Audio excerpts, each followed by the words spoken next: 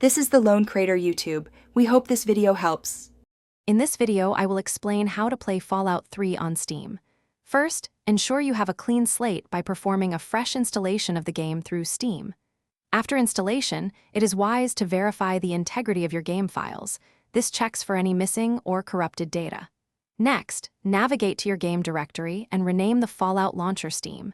exe file to Fallout Launcher. exe. This simple change often helps the game's launcher function correctly on newer systems. Now, let's adjust some crucial compatibility settings. Locate the main Fallout 3 executable file in your game folder. Right-click it and set it to always run as an administrator.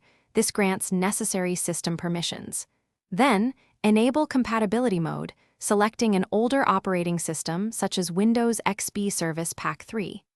Additionally, disable full-screen optimizations in the properties to prevent common display issues and improve overall game stability.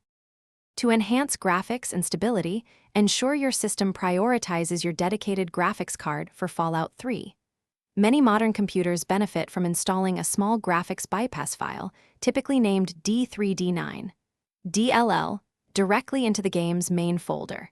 This helps resolve common crashing issues. Furthermore, for systems with more than 2 processor cores, editing the game's configuration file to limit its core usage to 1 can significantly improve stability and prevent crashes.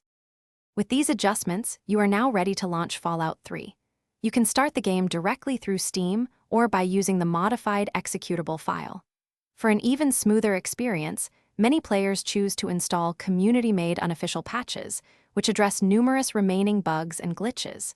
These steps should provide a stable foundation, allowing you to fully immerse yourself in the vast and dangerous Capital Wasteland. Have fun exploring.